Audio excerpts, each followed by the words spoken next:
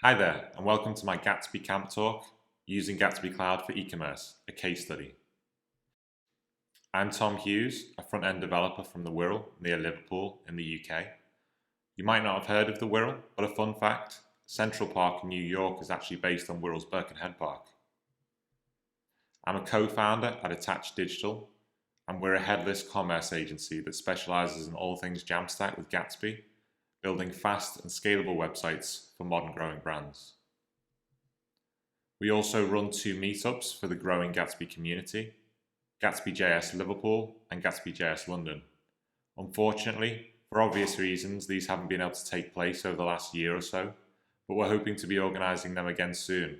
So if you're based in the UK, do keep an eye out and join the groups on meetup.com for updates. A recent project we worked on, which went live a couple of weeks ago, was a headless commerce site for Root Houseplants.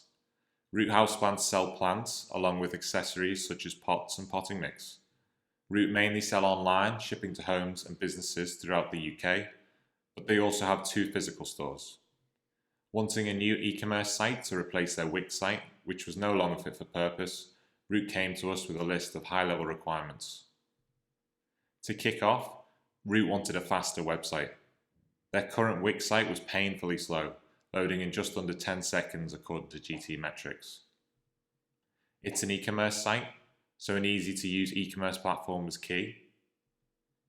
Wix did a job on the inventory management front, but not very well. Many tasks were manual and were eating up precious time. Root wanted an inventory management system that could support their next phase of growth. Plant drops are Root's restocks. As you'll see later on, traffic spikes occur around plant drops, so the solution needed to be robust and able to cope. They needed content pages, not just for your standard about and contact page though. Root wanted a fully fledged CMS to power their pages, blog, and guides. With a number of 5-star Google reviews, Root wanted to display some social proof on their site in the form of their latest customer reviews. At times, a number of products can be out of stock, so it was important that these automatically showed at the bottom of product listing pages. Automatically is the key word here, as while Root could show the out of stock products at the bottom on Wix, it was a manual task, which was a time drain and was open to mistakes. We've also got product search. Customers often know exactly what they're looking for, so we needed to give them a quick and easy way to find it. They also wanted a newsletter sign-up. As with Root's plant drops, keeping customers up to date on when restocks are taking place was a must. And customers might also want to know when a specific plant is back in stock. This feature was on Root's wish list for the new website, as Wix stores don't have this feature. Last but not least were automated care emails. While care emails containing guides were possible on the current site, they weren't automated. Root wanted guides specific to a customer's purchase to be automatically sent to their email address after they purchased. During the research and planning phase of the project, we had a look at a number of different tools and platforms that could form part of Root's new web architecture. One decision that was made early on in the process was to use Gatsby as the front-end framework, but let's have a quick look at why. Known for its speed and performance out of the box, performance is one of the main reasons people choose to use Gatsby. It's fast to load and even faster to browse, and after showing Root some of the other Gatsby sites we have built, they were excited about what Gatsby could do for their business. Having a quick look at their old site, which loaded in just under 10 seconds, you can see that it only scores 14 out of 100 on mobile on Google's Lighthouse. Speed and performance is key for a quality user experience. And here are a couple of stats from Google that sum this up perfectly. You've probably all heard of this one before. 53% of visits are abandoned if a mobile site takes longer than 3 seconds to load.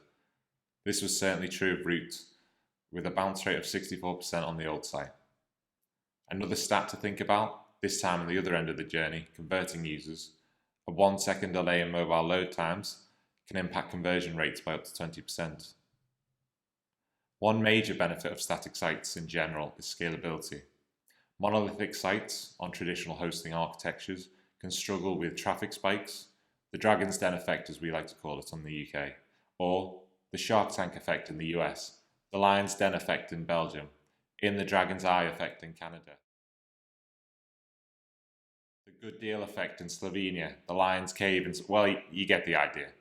Essentially, a Gatsby site can scale easily when needed without the need of complex and expensive load balancers or overflow servers.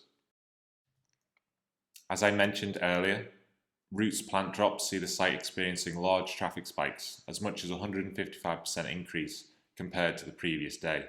So as you can see, a statically generated Gatsby site is perfect for this scenario.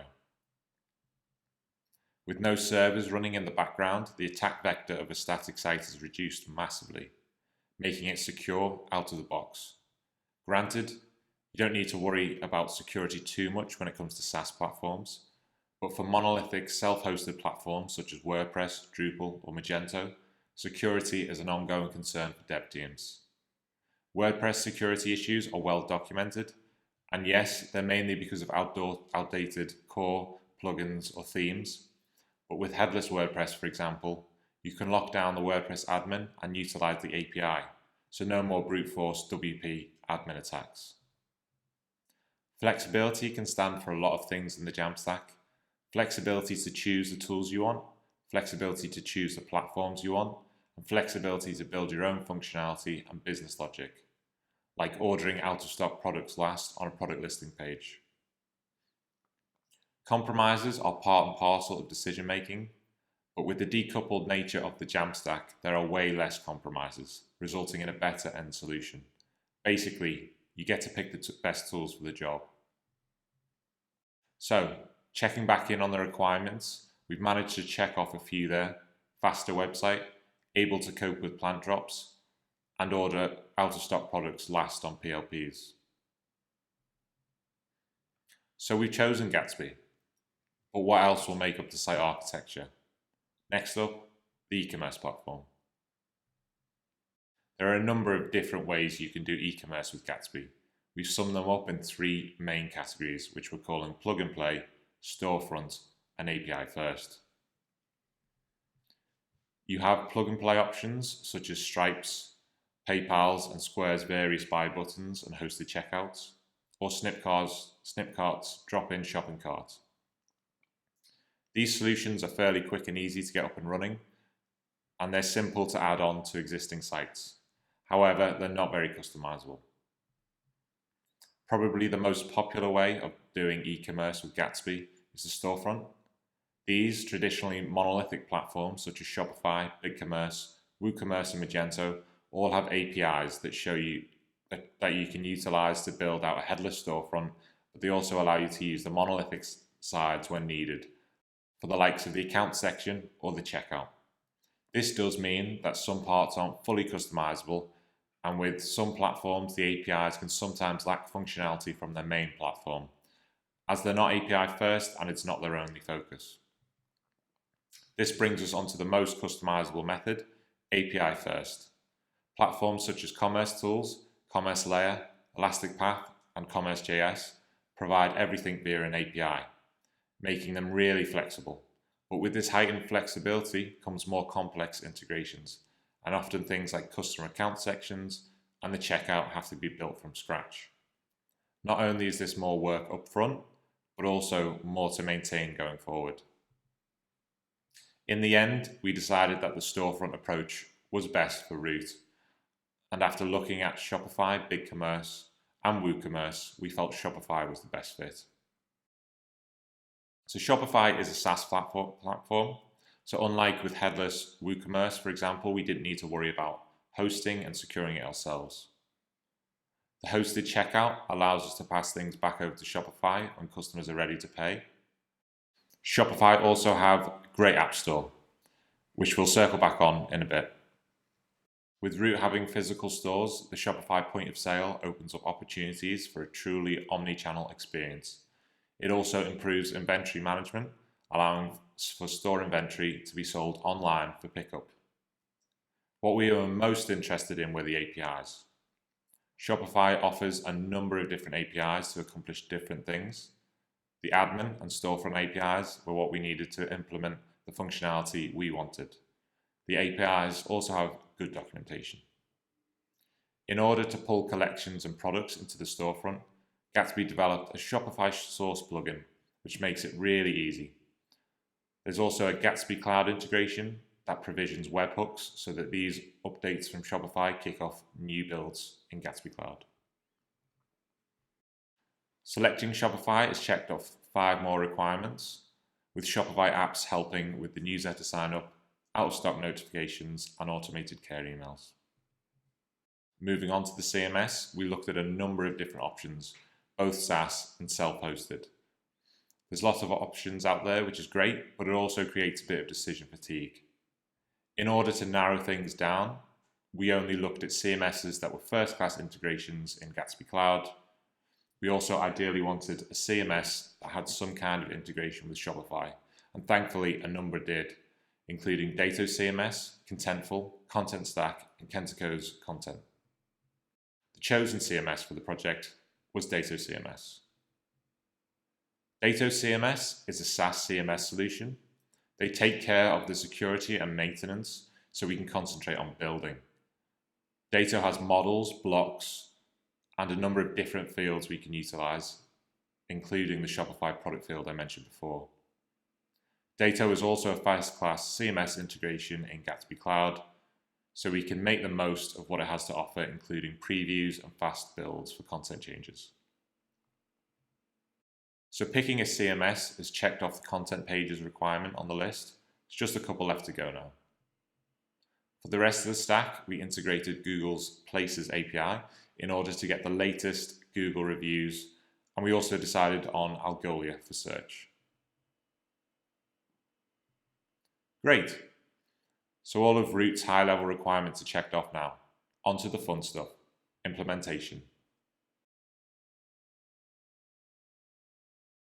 Gatsby, as a framework, includes a number of useful features through its core, plus plugins, such as the new Gatsby plugin image.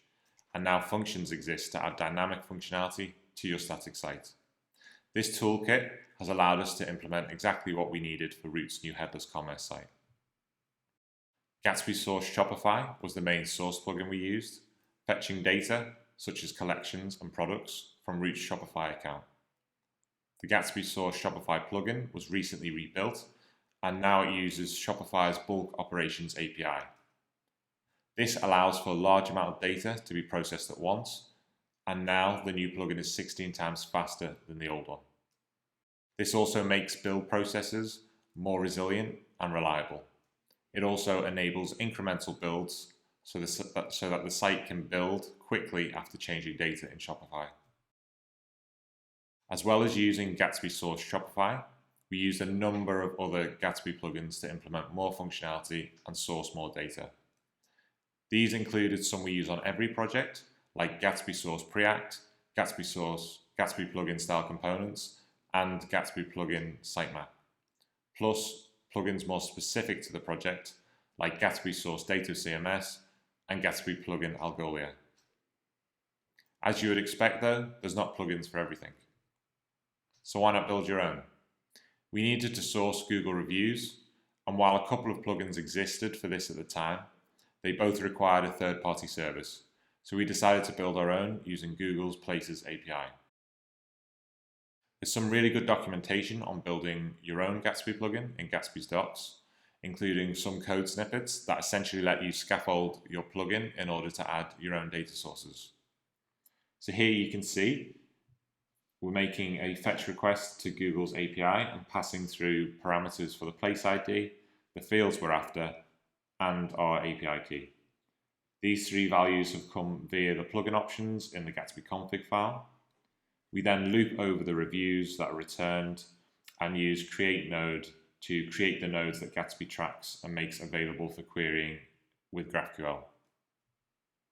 So another type of plugin in Root's stack are Shopify plugins, or Shopify apps as they call them. I hinted that this might be a problem to solve earlier, and while it is a problem, it's not really unexpected when you think about it. There's the same sort of issue in headless WordPress with WordPress plugins. So essentially, some apps will work and some certainly won't. But what did you expect? With decoupling, and now the front end isn't part of the monolithic platform we're using, so yes, any app that has to add things to the front end in order to work isn't going to. However, anything that's just using data in Shopify will work great.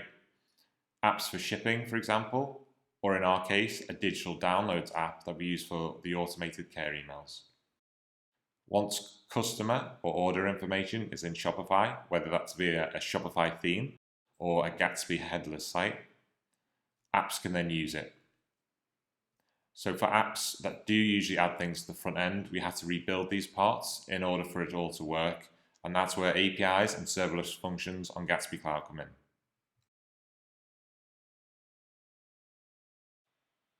First of all, we need to start with the function declaration, which for Gatsby needs to be under the source/API folder. We've named this one subscribe. So starting with the request for the function, we grab the email address from the submitted form, which we will then use to pass through to the mutation available on the Shopify GraphQL admin API. This is a relatively simple request that we build up using the variables we want. In this case, the email and the customer accepts marketing. Once we have that, we set the data we want returned from the API within the request, which we could use to return error messages to the user if we wanted to. It's not really an issue with this request because if a customer has already signed up, we can just return a success message. But the above could be useful for more advanced usages on the admin API.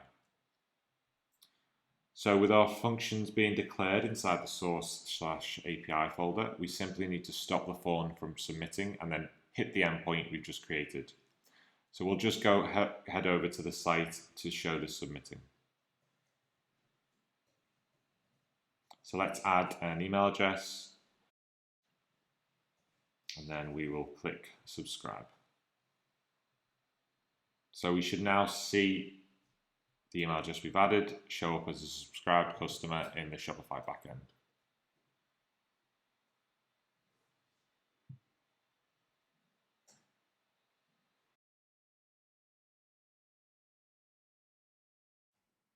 Next up, out of stock notifications. I mentioned earlier that this was on Root's wish list for the new website, and at first we thought, piece of cake, we see this on pretty much every Shopify site. This must be part of Shopify's API. Well, yeah, it wasn't quite that straightforward. While this type of functionality is on most Shopify sites, it's functionality that's provided by a third-party app, and to monolithic Shopify sites, this wouldn't be an issue, but because it's an app and not part of Shopify's core, it's not part of their APIs. Not to worry though, we set about finding out-of-stock notification apps that had an API, and after looking at a few potential options, we opted for the back-in-stock customer alerts app, and here's how we implemented it. So with this function, we're going to get the data passed through from the form and use it in the back-in-stock API endpoint to send the required data through. For this, it was the Shopify store URL, email address, product number, quantity required, whether they accept marketing, and the product variation number. We're getting the Shopify store URL from the environment variables. The email address is entered by the user along with whether they accept marketing or not. We get the product number and product variation number from the product page the user is viewing at that point in time. And the quantity required we currently hardcode as 1. So if we show this working, so I'm going to add in an email address, and then once we submit this, we can go and check if the SKU in the back-in-stock platform is there. And there we can see our request is added, ready for when the plant comes back in stock.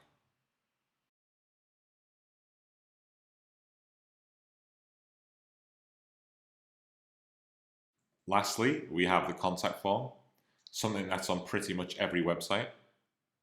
There are a number of ways of doing this on a Gatsby site, either through a solution like GetForm or FormSpree, where a post request is made to a URL from these services, or via an email sending service, such as Amazon's simple email service, or SendGrid. With these, you utilize their API. or you could even run your own server. Netlify also have a form handling feature. However, while it's quick and easy to set up, it's not very customizable. We ended up deciding to use SendGrid, again, making use of functions, and here's how we did it. Finally, we will quickly show you the contact form. For this, we've used SendGrid and their free tier, which gives us a generous 100 emails per day, which is perfect for Root's project. So first, we will add our API key from SendGrid to an environment variable, and then grab all the form data from the contact form submission and add it to our message. Then we simply pass this through the SendGrid API using Root's info@email address. So let's quickly show this working. So I'll just fill out some fields here, my name, email, subject and message.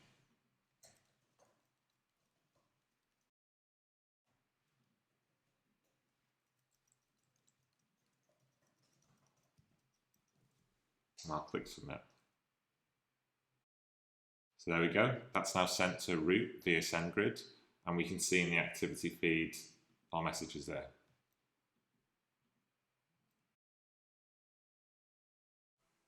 So that was a short insight into the planning and development of Root Houseplants. Here is their new website, which they're really pleased with, and their new Lighthouse performance score, now at 92 out of 100, a 557% increase from the old site. The site has only been live for a couple of weeks, but we've already seen some improvements. Users are up by 10%, page views are up by 40%, bounce rate is down by 16%, and transactions are up by 10%. Sessions, average session duration, and the conversion rate are also up compared to the old site. So to sum up, Gatsby is great for e-commerce. It's fast, secure, can scale easily, and there are a number of different options when it comes to e-commerce with Gatsby. As we've seen, data can come from a variety of different sources, so get creative with your site architecture. Use source plugins if they're available, or build your own. If you're using Shopify or other platforms with plugins or apps, keep an eye out for those with APIs, especially when you need to add something to the front end. Lastly, functions are your friend. They make it possible to add dynamic functionality to your static site and are a breeze to deploy and use on Gatsby Cloud. Thanks for listening. We really appreciate your time, and please do stick around for the Q&A, where I'll be joined by my co-founder John.